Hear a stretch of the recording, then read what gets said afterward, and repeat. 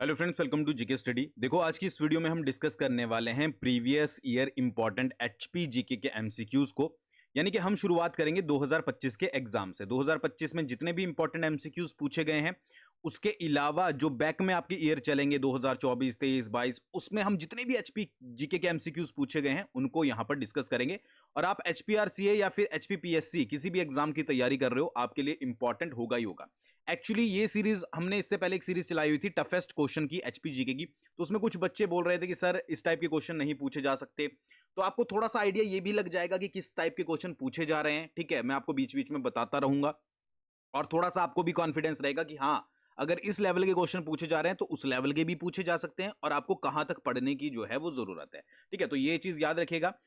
But आगे बढ़ने से पहले आप लोगों के लिए मेरा एक क्वेश्चन है, तो अगर आप तैयारी कर रहे हो तो कमेंट जरूर कीजिएगा कि पताल नदी जो है वो किस नदी की सहायक नदी है। ठीक है, आधे आधे तो आप में से शायद ही पताल नदी के बारे में जानते होंगे, बट जो रेगुलर स्टडी में है उनको जरूर पता होगा कि पताल नदी जो है वो किस नदी की सहायक नदी है। तो कमेंट करके आपको जरूर बताना है। ठीक है, चलिए पहले क्वेश्चन की बात करते हैं। और याद रखिएगा, सारे क्वेश्चन आपके जो हैं वो हिमाचल प्रदेश के जो लेटेस्ट एग्जाम हुए हैं उसमें पूछे गए हैं। एक भी क्वेश्चन मैंने अपनी तरफ से नहीं जोड़ा है। सबसे पहला क्वेश्चन है, हिमाचल प्रदेश के उस जिले की पहचान करें जहां लाचोरी और सरोल गांव स्थित है, जहां से इंडो ग्रीक सिक्के जो है वो मिले हैं। किसके बारे में बात हो रही है? लाचोरी गांव के बारे में और सरोल गांव के बारे में। और पूछा क्या गया है कि ये दोनों गांव कहां पड़ते हैं वो आपको बताना है। कांगड़ा में पड़ते हैं, चंबा में पड़ते हैं, हमीरपुर में पड़ते हैं या फिर मंडी में पड़ते हैं। तो इसका जो सही आंसर है वो है आपका चंबा। ठीक है, सरोल चंबा तो आपने बहुत बार सुना होगा। तो लाचोरी और सरोल जो है वो चंबा डिस्ट्रिक्ट में पड़ते हैं और किस लिए प्रसिद्ध है? ये इंडो ग्रीक सिक्के जो है वो यहां से मिले थे। अब क्वेश्चन रिवर्स कैसे हो सकता है कि चंबा जिले के कौन से गांव हैं जहां से इंडो ग्रीक के सिक्के जो है वो मिले थे? ऑप्शन में होगा लाचोरी या फिर सरोल या फिर दोनों के कॉम्बिनेशन। ठीक है, तो ये आपको जो है वो यहां पर याद रखना है। या फिर स्टेटमेंट वाइज, जैसे आपके टीजीटी वगैरह के एग्जाम है तो स्टेटमेंट वाइज क्वेश्चन भी ऐड किए जा सकते हैं। ठीक है, तो वो उस तरीके के पॉइंट ऑफ व्यू से भी आपको याद रखना है। अच्छा, टीजीटी से याद आया, हमारा टीजीटी आर्ट्स का बैच चला हुआ है। ठीक है, कंप्लीट बैच। इसके अलावा जेबीटी का नोट्स का बैच चला हुआ है और इसके अलावा TGT arts, medical, non medical की टेस्ट सीरीज चली हुई है। तो अगर आप इंटरेस्टेड हो तो डिस्क्रिप्शन में मैंने सभी का लिंक दिया गया है, एक बार जाकर जो है वो जरूर चेकआउट कीजिएगा। तो पहला क्वेश्चन का आंसर क्या है? ये है आपका चंबा। अगला क्वेश्चन है, कांगड़ा के किस राजा के शासनकाल में सुल्तान फिरोज शाह तुगलक ने इस पर आक्रमण किया था? बात हो रही है फिरोज शाह तुगलक के बारे में और कांगड़ा पे आक्रमण की बात हो रही है और पूछा गया है कि उस समय कौन सा राजा था। तो इसका जो सही आंसर है वो है आपका रूपचंद। ठीक है, रूपचंद के समय फिरोज शाह तुगलक ने कांगड़ा पर आक्रमण किया था। ये लेटेस्ट एग्जाम में पूछा गया है। अब ये क्वेश्चन एक और तरीके से पूछा जाता है कि फिरोज शाह तुगलक ने जो है वो नगरकोट पर कब आक्रमण किया था। ठीक है, नगरकोट कांगड़ा ही हो गया। ठीक है, तो नगरकोट पर कौन से ईयर में आक्रमण किया था? 1365 में जो है वो आक्रमण किया था। ये दोनों क्वेश्चन सेम है बट दोनों ही अलग अलग तरीके से पूछे जाते हैं। और ये जो लड़ाई चली थी वो लगभग लगभग 6 महीने तक चली थी। ठीक है, तो 6 महीने बहुत लंबा टाइम होता है, तो ये याद रखिएगा। बात हुई है रूपचंद की, तो रूपचंद से एक और क्वेश्चन जो है वो पीवाई क्यूज में आपको देखने को मिल जाएगा कि रूपचंद जो राजा था कांगड़ा का, उसका उल्लेख मिलता है धर्मचंद नाम के नाटक में। ठीक है, क्या है? नाटक का नाम है आपका धर्मचंद। और ये नाटक किसके द्वारा लिखा गया है? ये नाटक जो है वो मानिक चंद के द्वारा लिखा गया है। ठीक है, मानिक चंद्र के द्वारा या चंद्रा के द्वारा जो है वो लिखा गया है। तो ये क्वेश्चन सारे ही आपको पीवाई क्यूज में देखने को मिल जाएंगे। आगे आगे चलकर जब हम और वीडियोस लेकर आएंगे तो भी आपको देखने को मिल जाएंगे, बट यहां पर मैंने बहुत सारी चीजें जो है वो क्लियर कर दिया। देखो, पीवाई क्यूज पढ़ने का मतलब ये नहीं होता कि आपने क्वेश्चन पढ़ा और उसका आंसर देख लिया। पीवाई क्यूज पढ़ने का मतलब होता है कि जो आपने आंसर देखा उससे रिलेटेड जितनी भी इंपॉर्टेंट इंफॉर्मेशन है वो भी आपको पता होनी जरूरी है। ठीक है जी, तो ये याद रखिएगा। अगला क्वेश्चन देख लेते हैं। हिमाचल में 1857 के विद्रोह के बारे में निम्नलिखित में से कौन सा कथन सही है? ठीक है, कि जो रिवोल्ट हुआ था हिमाचल प्रदेश में 1857 का, उससे रिलेटेड आपको स्टेटमेंट बतानी है कि कौन सी सही है। कि नो इफेक्ट ऑफ इट, कि इसका कोई प्रभाव नहीं पड़ा। तो क्या ऐसा हो सकता है कि कोई रिवोल्ट हो और उसका कोई प्रभाव ना पड़े? ठीक है, तो ये तो स्टेटमेंट यहां पर गलत हो गई, पहला आंसर नहीं है। ठीक है, it had not received any help from people, कि इसे जनता का कोई सहयोग नहीं मिला था। ऐसा भी कोई चीज नहीं है कि जनता का सहयोग नहीं मिला था, तो ये भी आपका यहां पर कट हो गया। ठीक है, नन ऑफ द अबव, इसको हम बाद में करेंगे। अब नेक्स्ट क्या है कि गोरखा सैनिकों की सिरमौर बटालियन ने अंबाला जाने के आदेश को मानने से इनकार कर दिया था। तो आप अगर आपने थोड़ी सी हिस्ट्री पढ़ी होगी तो ये आंसर जो है वो यहां पर ठीक है कि जो आपकी गोरखा सैनिकों की सिरमौर बटालियन थी, उन्होंने अंबाला जाने के आदेश को मानने से इनकार कर दिया था। तो ये 1857 के विद्रोह से रिलेटेड यहां पर क्वेश्चन पूछा गया था। ठीक है, समझ आ गया? अब हो सकता है कि आपने पहले पढ़ा हो, अगर नहीं पढ़ा है तो भी आपकी एक तरीके से रिवीजन हो जाएगी, आपको ये भी पता लग जाएगी कौन सा क्वेश्चन किस तरीके का पूछा जा रहा है। दूसरी चीज कि मैंने अपने पॉइंट ऑफ व्यू से मतलब कि अपने आप से यहां पर कोई भी क्वेश्चन ऐड नहीं किया गया है, सारे क्वेश्चन जो है वो आपके यहां पर एग्जाम में पूछे गए हैं, ठीक है। नेक्स्ट आपका consider the following about the creation of Himachal Pradesh in 1948, ठीक है।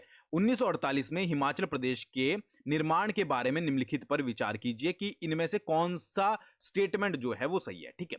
पहला स्टेटमेंट क्या है कि सिरमौर और चंबा रियासतों का विलय 1950 में किया गया था, ठीक है। दूसरा स्टेटमेंट है रियासतों ठकुराइयों और उनके आश्रितों के विलय से महासू जिला बनाया गया था।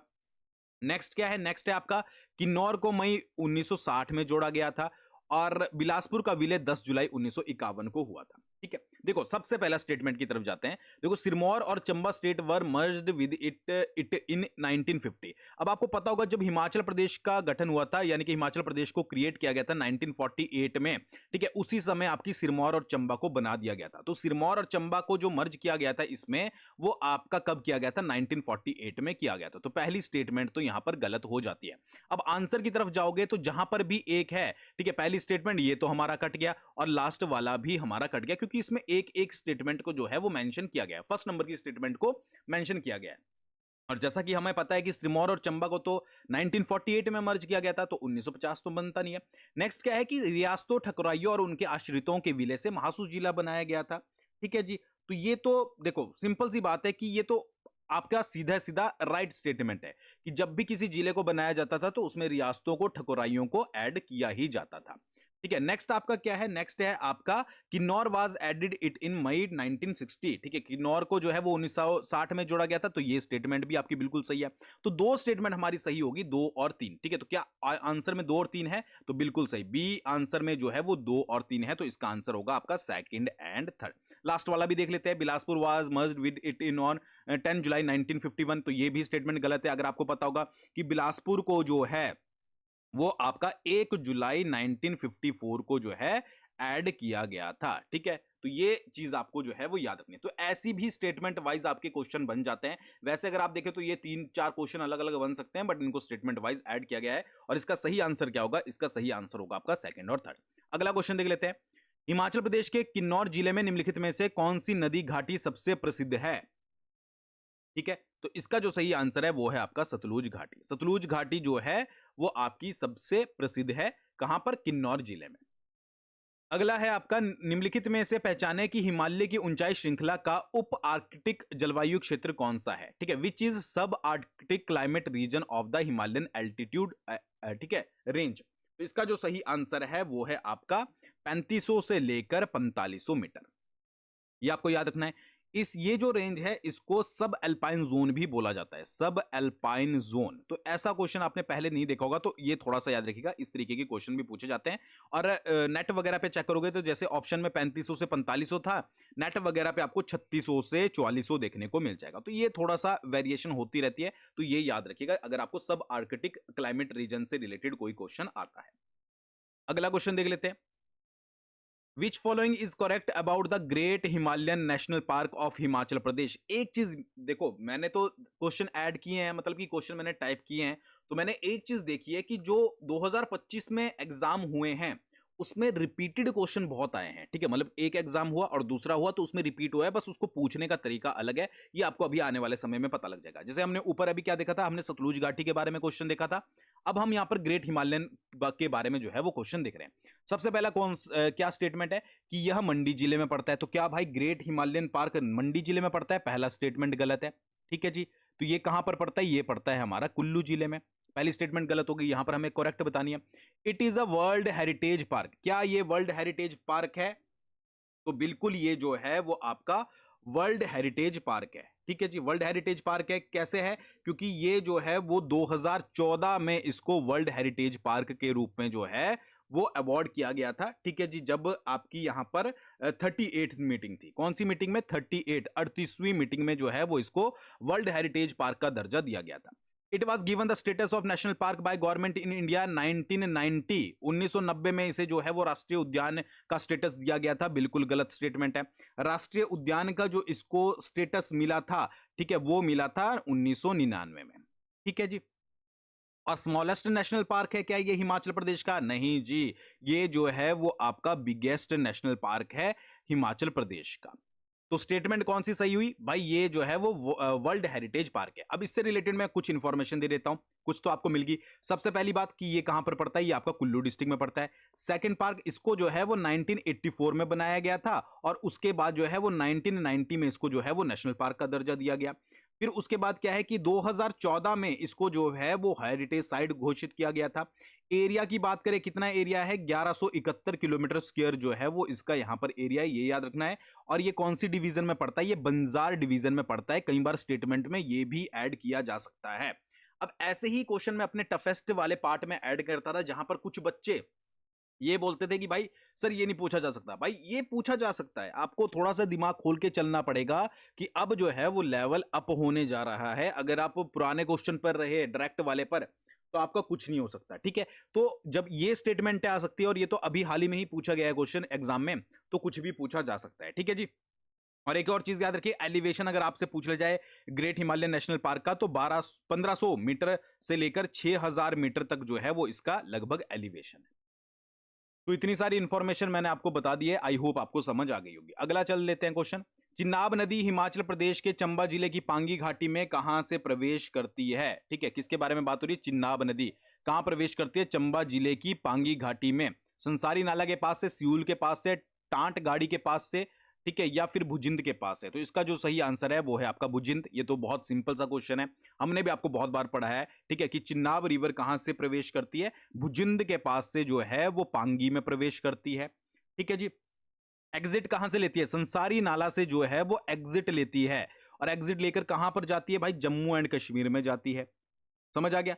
हिमाचल प्रदेश में कितना प्रवाह है? तो 122 किलोमीटर जो है वो चिनाब नदी का हिमाचल प्रदेश में प्रवाह है। और चिनाब नदी का नाम और क्या है? आशंकादा दरिया, आशंकादा दरिया भी इसको कहा जाता है, ठीक है। पता है ना, चंद्रा नदी आती है, भागा नदी आती है, और एक स्थान है टांडी, टांडी नामक स्थान पर जो है वो मिलती है, और उसके बाद जो है वो चिनाब नदी बनती है। तो ये आपको पूरी इंफॉर्मेशन पता होनी चाहिए। यहां पर चिनाब नदी के बारे में क्वेश्चन आया है, आगे देखो किसी और एग्जाम में भी उससे रिलेटेड क्वेश्चन पूछा गया है, तभी मैंने ये पूरा आपको वीडियो सीरीज शुरू की है, ताकि आपको अच्छे से समझ आ जाए, ठीक है जी। अच्छा, निम्नलिखित में से पहचाने कि हिमाचल प्रदेश में 2012-13 और 23-24 के बीच मछली उत्पादन की सही चक्रवृद्धि वार्षिक दर कौन सी है? वैसे तो ये 3.7 मेंशन किया गया था जो उनकी आंसर की थी, बट इसको मैं थोड़ा सा दोबारा से आपको चेकआउट करके जो है वो एक बार दोबारा से नेक्स्ट वीडियो में सही कर दूंगा, बट फिलहाल के लिए आप 3.7% याद रख सकते हो, ठीक है। ये तो अलग से हम आपको जो है वो करवाएंगे।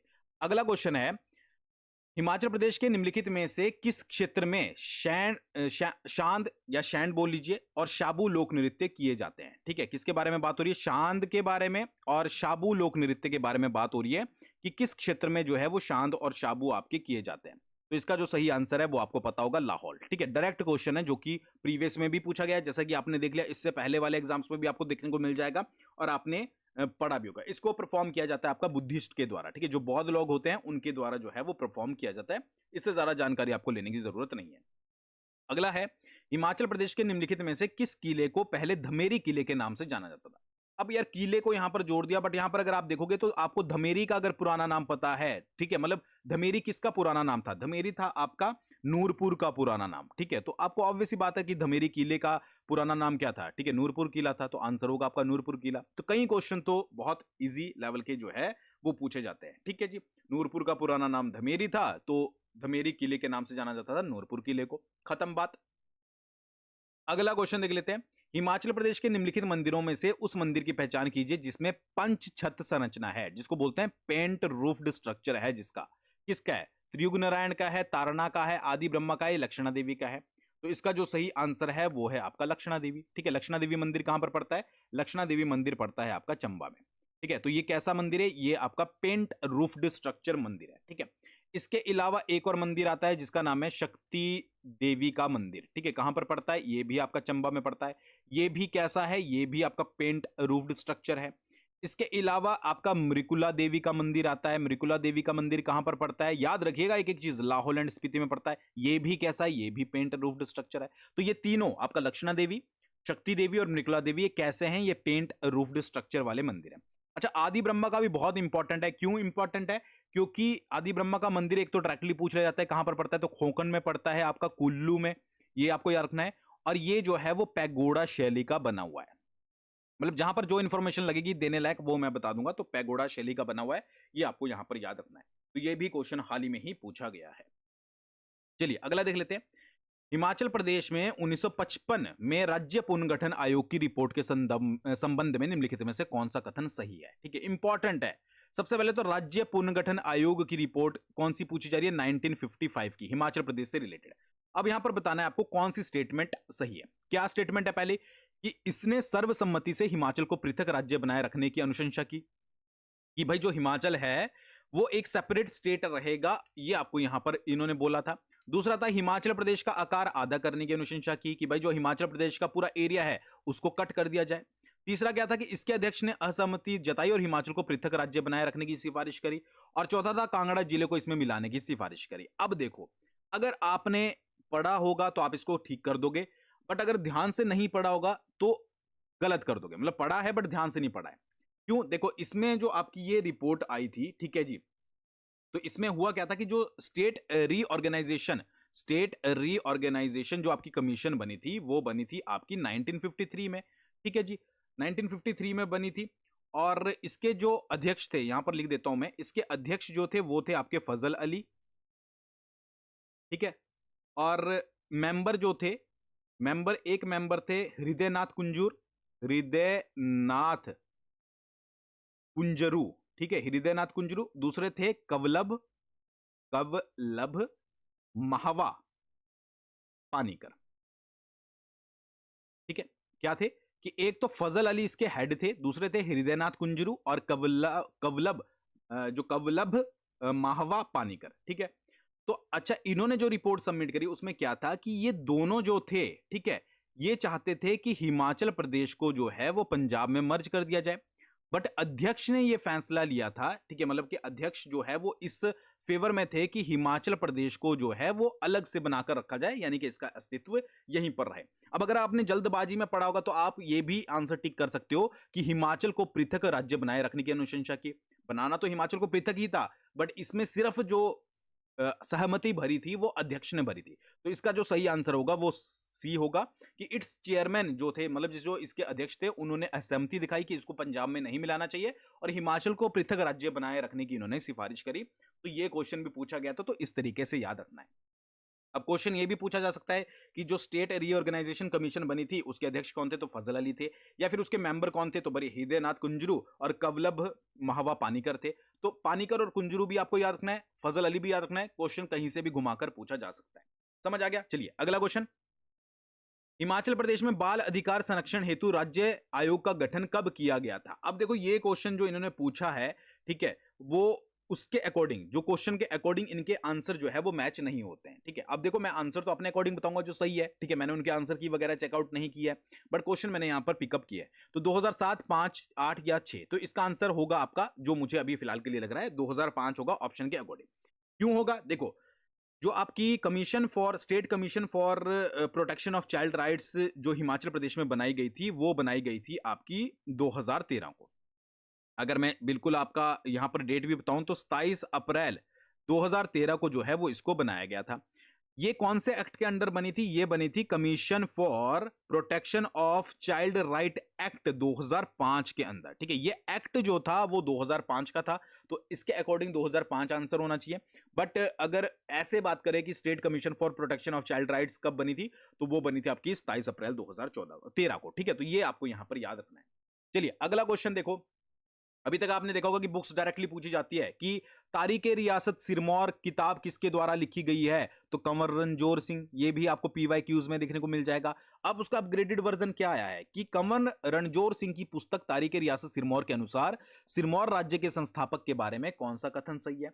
कि आपको संस्थापक के बारे में कथन बताना है कि राजा मियां सिद्धू द्वारा इसकी स्थापना की गई थी, इसकी स्थापना राजा कीरचंद ने की थी, इसकी स्थापना राजा रसालू ने की थी, और इसकी स्थापना राजा उदित प्रकाश ने की थी। तो ये कौन सी स्टेटमेंट इसमें से जो है वो सही है? तो इसका जो सही आंसर है वो है आपका सी, अकॉर्डिंग टू द बुक तारीखे रियासत सिरमौर। जो आपका सिरमौर रियासत की स्थापना की गई थी वो राजा रसालू के द्वारा की गई थी। ठीक है, कब की गई थी? 1139 में, याद रखिएगा। और इसके अलावा जो कैपिटल थी वो क्या थी, ये भी पूछा जा सकता है। तो कैपिटल थी आपकी सिरमौरी ताल। सिरमौरी ताल, समझ आ गया? तो ये दोनों स्टेटमेंट भी ऐड की जा सकती है, ये भी याद रखिएगा। ऐसा नहीं है कि ये पूछ लिया तो बस यही पूछा जाएगा। चलिए अगला क्वेश्चन देख लेते हैं। सिखों की गोरखों पर विजय के पश्चात, ध्यान से क्वेश्चन सुनिएगा क्योंकि ये क्वेश्चन भी थोड़ा ट्रिकी है। सिखों की गोरखों पर विजय के पश्चात कांगड़ा का जो राजा था संसार चंद, वो जिस स्थान पर चले गए थे उसकी पहचान कहां क्या है? ठीक है, मतलब कहां पर उन्होंने शरण ली थी। ठीक है, सुजानपुर टीरा, ठीक है, टीरा लिख लीजिए, तीरा लिख लीजिए, बिलासपुर, देरा गोपीपुर या फिर क्योंथल। तो इसका जो सही आंसर है वो है आपका सुजानपुर टीरा। ठीक है, अब देखो हुआ क्या था, आपको पता ही है कि दो तरीके से क्वेश्चन बनते हैं। एक तो आपके सामने कि जब सिखों की गोरखों पर विजय हुई थी तब संसार चंद टीरा सुजानपुर चले गए थे। एक क्वेश्चन क्या बन सकता है कि जब गोरखों और संसार चंद की लड़ाई हुई थी जिसमें संसार चंद की हार हुई थी, ठीक है, उसके बाद संसार चंद ने कहां पर शरण ली थी? तो वो ली थी आपकी कांगड़ा किले में। कांगड़ा किले में। तो ये भी आपको याद रखना है। पता है ना संसार चंद के बारे में, सबसे महत्वाकांक्षी राजा, ठीक है, हर एक रियासत को अपने अधीन करना चाहता था, आक्रमण भी किए। बट संसार चंद ने जब जो है वो आपका बिलासपुर पर आक्रमण किया, ठीक है, बिलासपुर पर, तो बिलासपुर पर आक्रमण करना बोला जाता है कि उसके पतन का कारण जो है वो वही बना था। बिलासपुर का राजा था महान चंद। महान चंद ने क्या किया, फिर गोरखा कमांडर अमर सिंह थापा को इनवाइट किया अपनी हेल्प के लिए। अमर सिंह थापा आता है, संसार चंद के साथ युद्ध होता है महल मोरियो नामक स्थान पर। संसार चंद को हार देखनी पड़ती है और उसके बाद वो कांगड़ा फोर्ट में जाकर शरण लेता है। फिर संसार चंद जो है वो सिखों के साथ संधि वगैरह करता है। फिर सिखों की गोरखों पर विजय के पश्चात कांगड़ा के राजा संसार चंद कहां चला गया था? तो वो गया था सुजानपुर टीरा। तो ये आपको यहां पर याद रखना है, ठीक है। दोनों तरीके के क्वेश्चन पूछे जा सकते हैं और एक तो पूछा भी गया है। चलिए अगला देख लेते हैं। हिमालयन रियासती प्रजामंडल का गठन बुशहर के किस राजा के शासनकाल में हुआ था? ठीक है जी, तो वो हुआ था आपका राजा पदम सिंह के शासनकाल में। ठीक है, बुशहर के राजा थे आपके कौन? राजा पदम सिंह। आई थिंक 1873 से लेकर आपके 1947 तक बुशहर के राजा रहे थे। ठीक है, लगभग लगभग इनकी 9 शादियां हुई थी और इनके शासनकाल में जो है वो हिमालयन रियासती प्रजामंडल का गठन हुआ था। अगला क्वेश्चन, हिमाचल प्रदेश के मुख्य आयुक्त प्रांत की सलाहकार परिषद में जनप्रतिनिधियों की संख्या कितनी थी?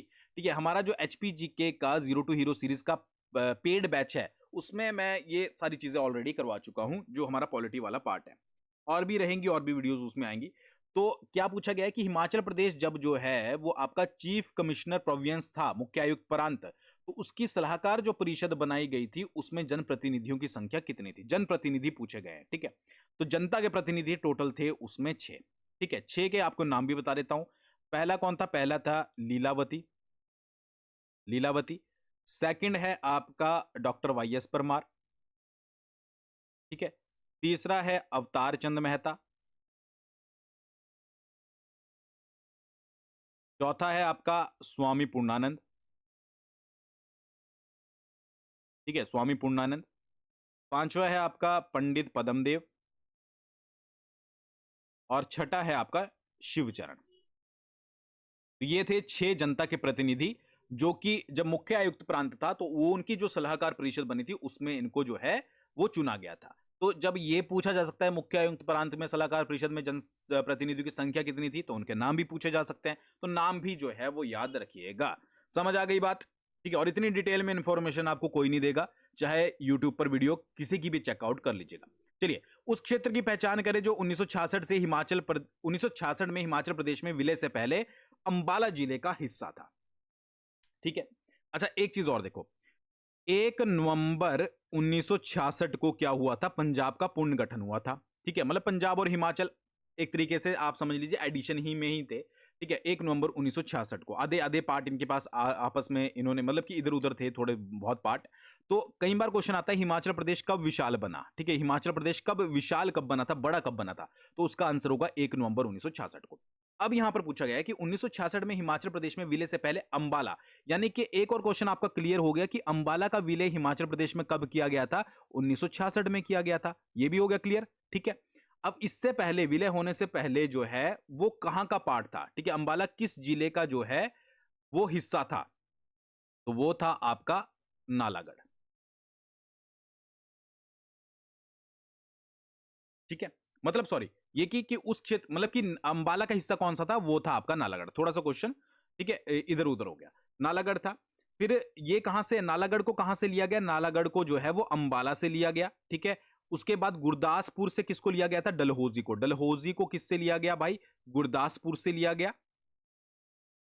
और उसके बाद आपका एक अंब हो गया, दूसरा आपका ऊना हो गया, ठीक है जी, तीसरा आपका संतोखगढ़ हो गया, संतोखगढ़, ठीक है, और एक लोहारा हो गया।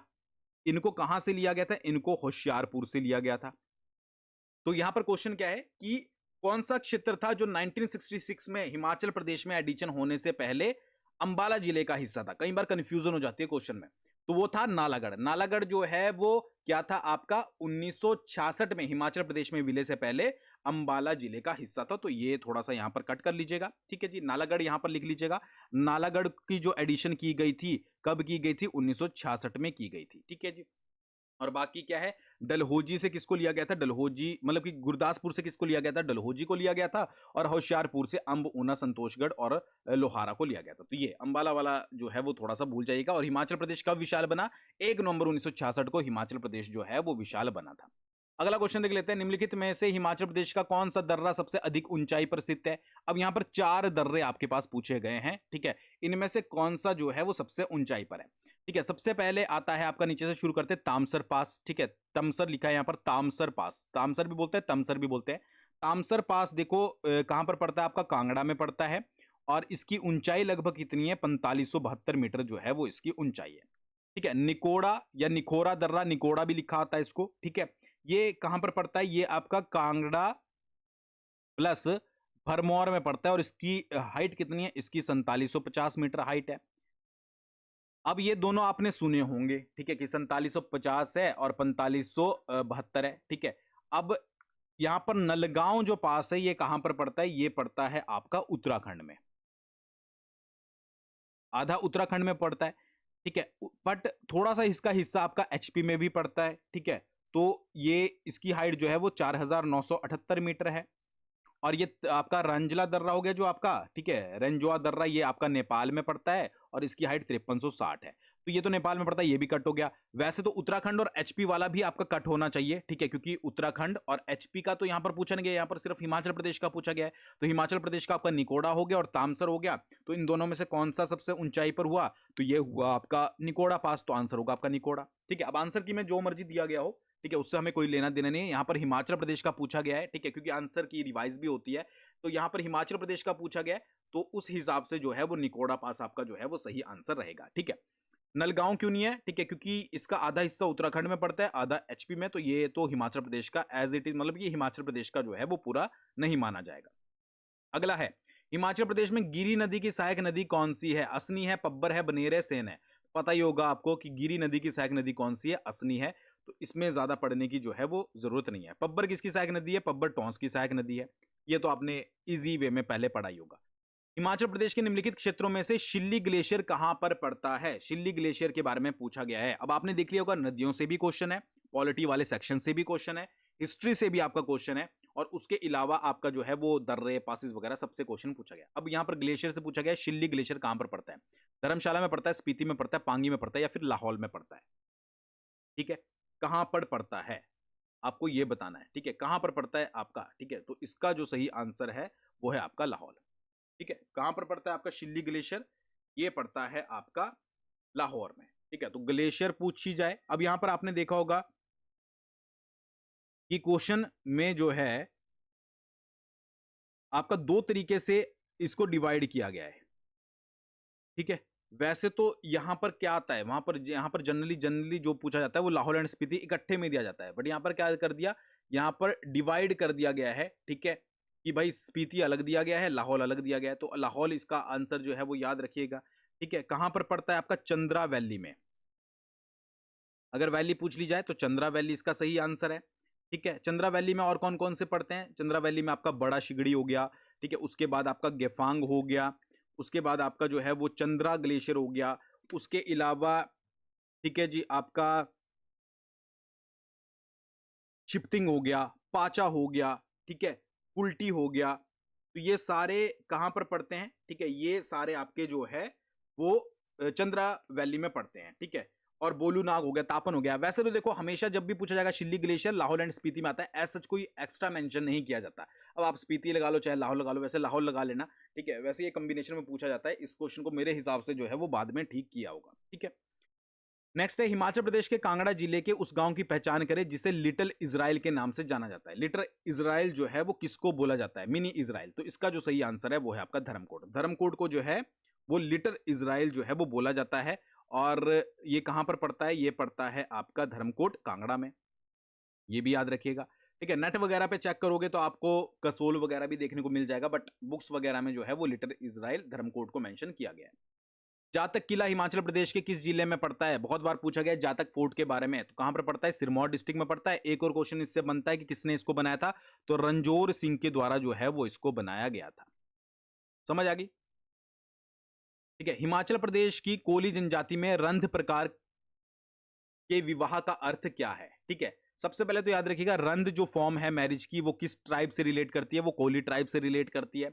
अब इसमें अर्थ क्या है इसका, ठीक है, तो इसका अर्थ है marriage by paying bride price, ठीक है, यानी कि एक तरीके से दहेज देकर जो है वो विवाह करना। इस विवाह के प्रकार को जो है वो आपका रंध बोला जाता है। और ये कौन सी ट्राइब से रिलेट करता है, ये आपका कोली ट्राइब से जो है वो रिलेट करता है।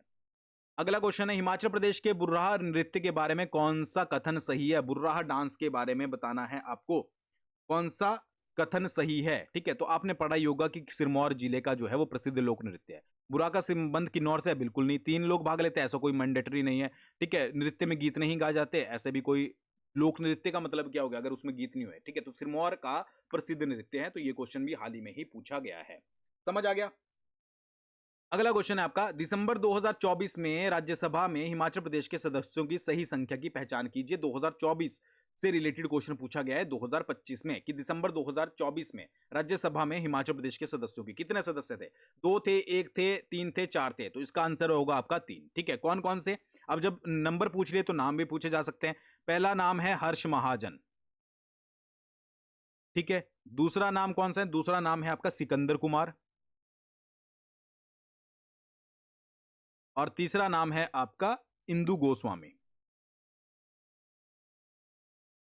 ठीक है। पहला हर्ष महाजन, सेकंड सिकंदर कुमार और फिर है आपका इंदु गोस्वामी।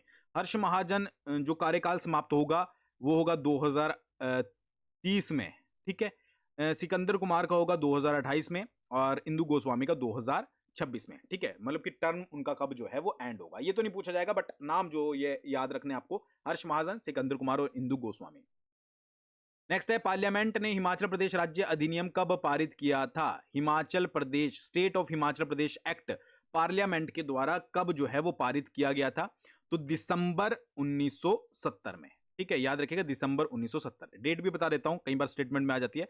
18 दिसंबर 1970 को जो है वो state of Himachal Pradesh act पारित किया गया था। और पूर्ण राज्य का दर्जा आपको पता ही है, 25 जनवरी 1971 को हिमाचल प्रदेश को पूर्ण राज्य का दर्जा जो है वो दिया गया था।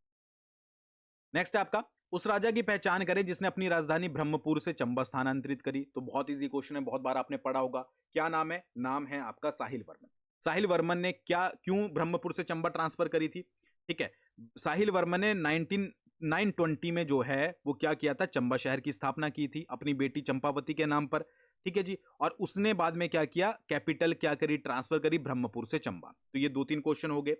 अच्छा एक और क्वेश्चन बहुत इंपॉर्टेंट है, उसने चकली नाम की एक मुद्रा भी चलाई थी, चकली नाम की करेंसी जो है वो उसने चलाई थी। उसके गुरु कौन थे, उसके गुरु थे योगी चरपटनाथ।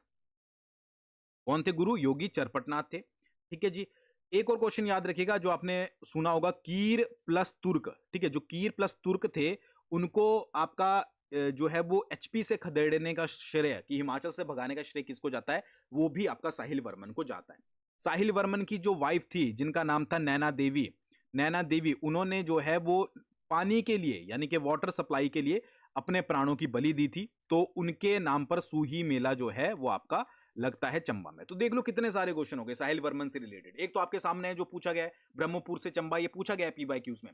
फिर 920 में चंबा की स्थापना, चकली मुद्रा चलाई, कैपिटल ट्रांसफर करी, गुरु कौन थे, चरपटनाथ थे, कीर और तुर्कों को खदेड़ने का श्रेय भी साहिल वर्मन को जाता है।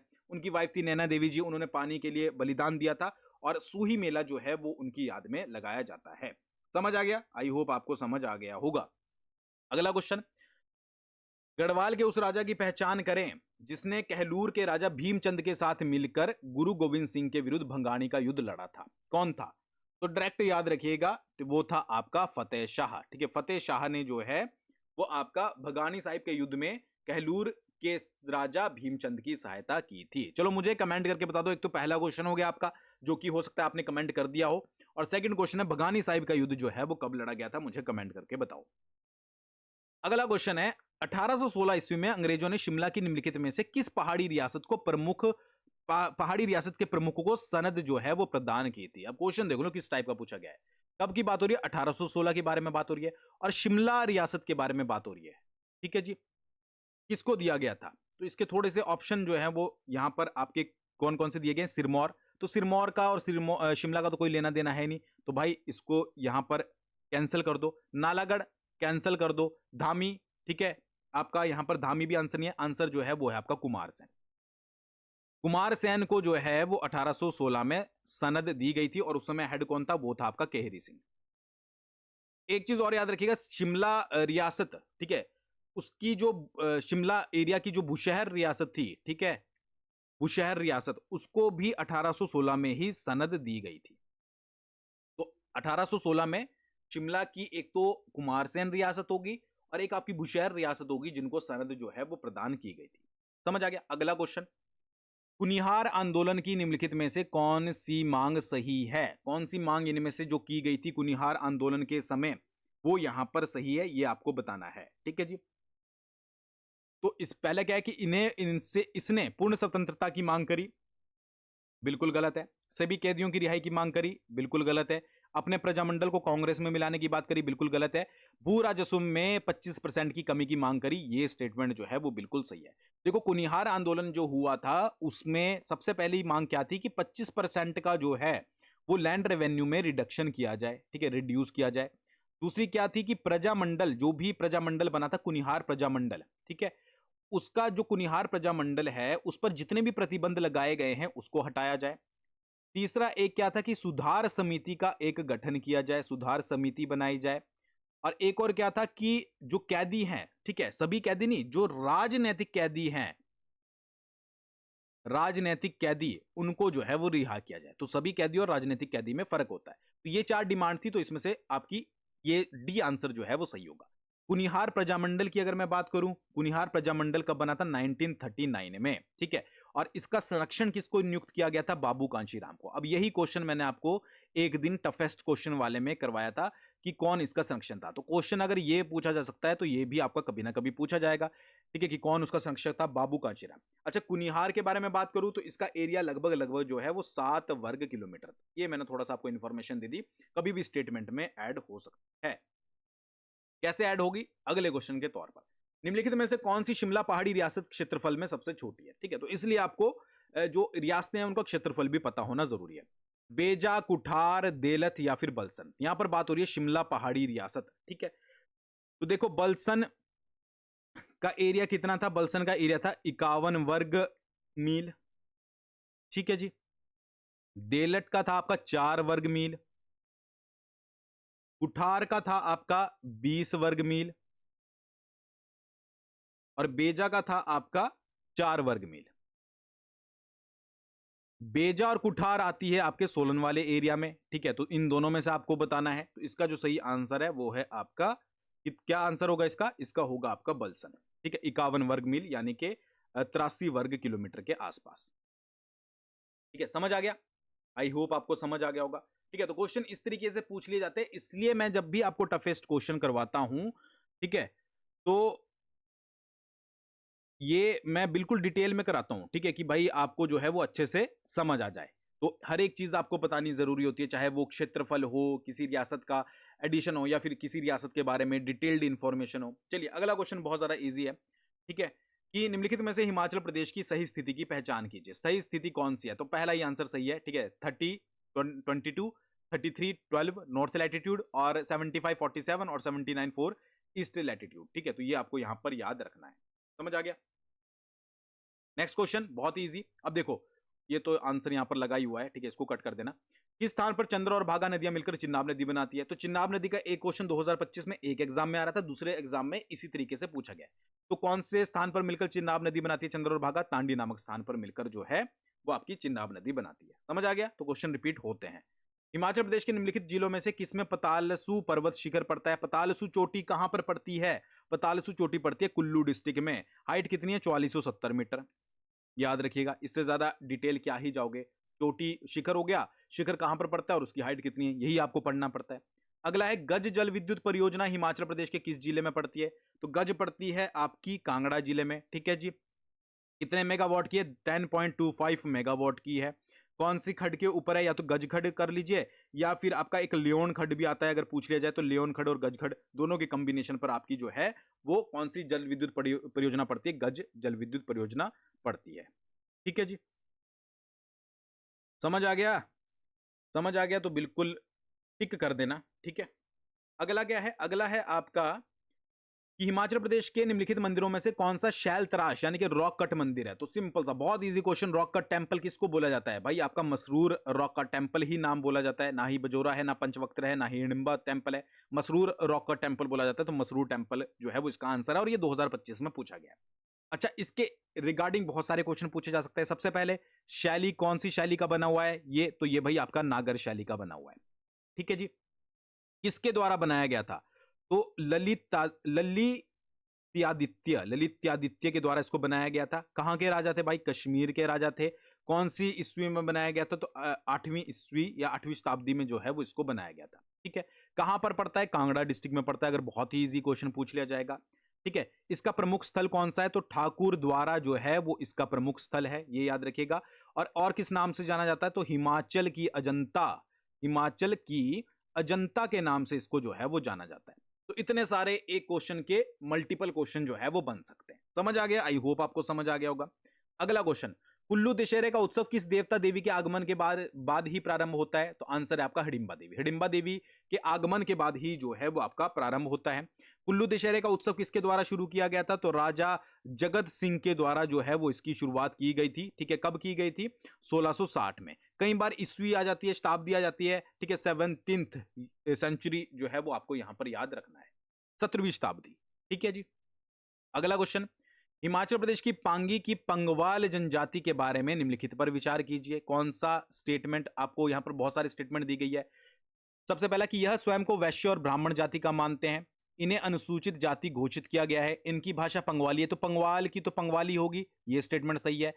घोगरी, डोगरी और टोपी लाना ईटीसी इनके जो है वो मैरिज के प्रकार हैं, तो ये भी आपका स्टेटमेंट सही है। तो तीसरा और चौथा आंसर जो है वो इसका सही होगा, ये आंसर करेक्ट है।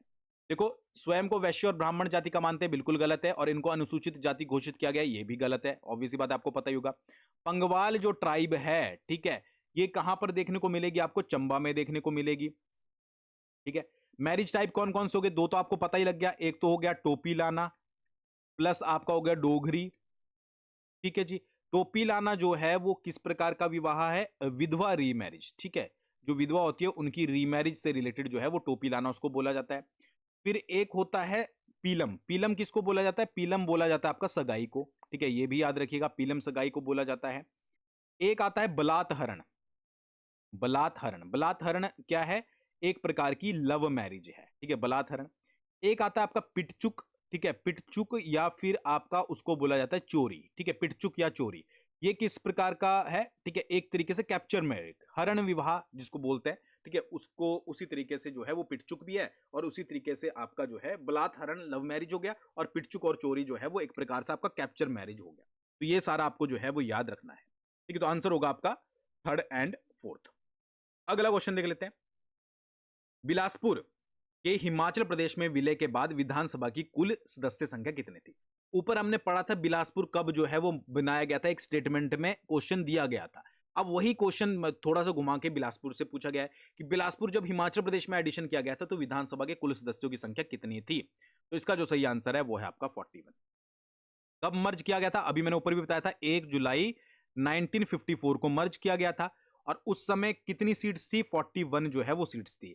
एरिया कितना था हिमाचल का? जब सीट्स पूछी जा सकती है तो एरिया भी पूछा जा सकता है, तो 28,2 28,441, ठीक है जी, 28,241 किलोमीटर स्क्वायर। क्योंकि भाई अगर कोई जिला ऐड हो रहा है as a 5th district Himachal Pradesh में, तो ऑब्वियस सी बात है एरिया इंक्रीज ही होगा। तो एरिया कितना हो गया था? 28,241 किलोमीटर स्क्वायर। समझ आ गया?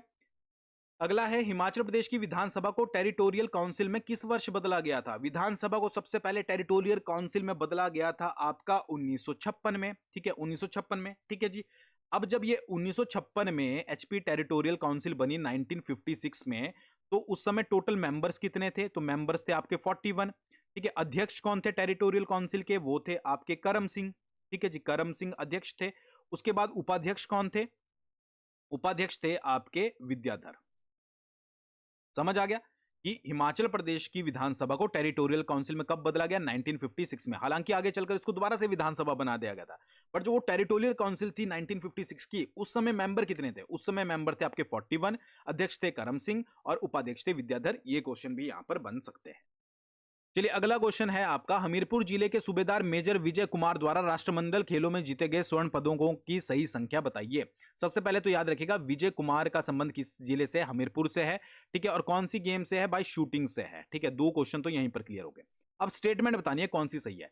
1 gold medal in 2006 Commonwealth game, सीधा ही बता देता हूं, ठीक है। 3 gold medal in 2010 Commonwealth games, ठीक है, कि 3 स्वर्ण पदक जीते थे उन्होंने 2010 की कॉमनवेल्थ गेम्स में, प्लस एक आपका सिल्वर भी जीता था, जिसके बारे में यहां पर मेंशन नहीं किया गया है, ठीक है, ये याद रखिएगा।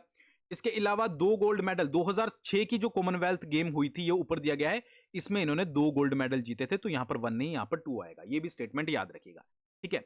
इनका इवेंट कौन सा है? 25 मीटर रैपिड फायर पिस्टल, ठीक है, रैपिड फायर पिस्टल जो है वो इनका इवेंट है, जिसमें इन्होंने ये मेडल जीते थे। और 3 गोल्ड मेडल 2010 की कॉमनवेल्थ गेम्स में, और उसके साथ एक सिल्वर मेडल भी जीता था। कहां से संबंधित है? हमीरपुर से। कौन से खेल से? शूटिंग से। ये आपको याद रखना है, ठीक है जी।